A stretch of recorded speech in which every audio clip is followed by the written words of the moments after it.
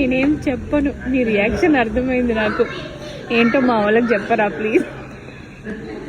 Soup తేరా అంటే బౌలా కప్ప అన్నారు. సరే కప్పు అంటే మరి మన ముక్కులోకి సరిపోదని చెప్పి బౌల్ అన్నా. ఏదో కుడికి తెచ్చినట్టు ఇది తెచ్చాడు. ఇప్పుడు ఎంత తిన్నాక మళ్ళీ డిన్నరు.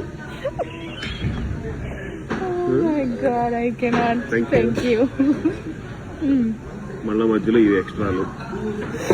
ఓకే కాదు ఇప్పుడు ఏంది ఇది, ఇంటికి పాదికి సరిపడాది కూడా.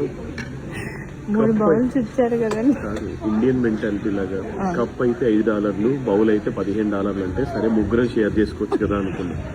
ఏ రాయినా ఒకటే డబ్బుల వైజు నేను ఇంత ఇచ్చాడే బాబు.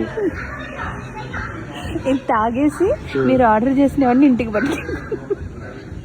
అలాగే ఉంది పరిస్థితి చూస్తుంటే. స్నానం చేసే వాటికంటే నీళ్ళు ఎక్కువలాగా ఉంది తాగేసి.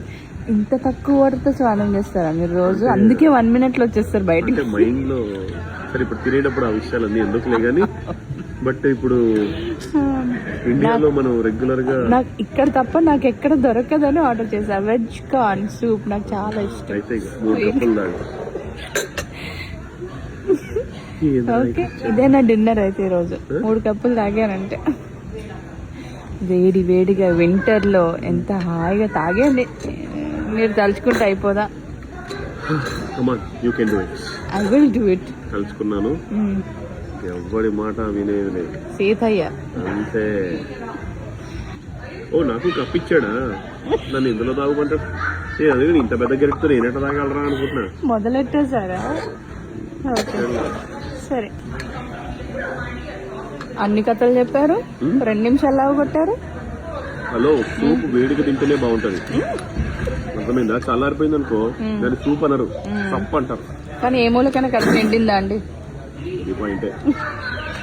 యాక్చువల్లీ తప్పు మంది కాదు. బౌల్ ఇంత ఉంది లోపల. అసలు ఇది మోసం. ఇది డీప్ బౌల్ కాదు, ఇది డూప్ బౌల్. ఇది డీప్ బౌల్ కాదు, డూప్ బౌల్. అబ్బా మాటలు దొర్లేస్తాయి సార్ మీకు అసలు.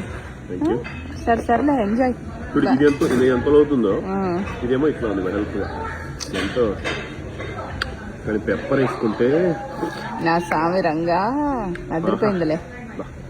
హాట్ సూప్ తాగి ఒక కోల్డ్ లెమనేడ్ తాగితే దేవుడా బాగోదు. చాలా బాగోదు సార్. భలే ఉంది ఇది. మనకు అన్ని బాగానే ఉంటాయి. ఓకే తెచ్చడానికి సేపు పట్టలేదు వాడు. అదే కదా. Okay bye.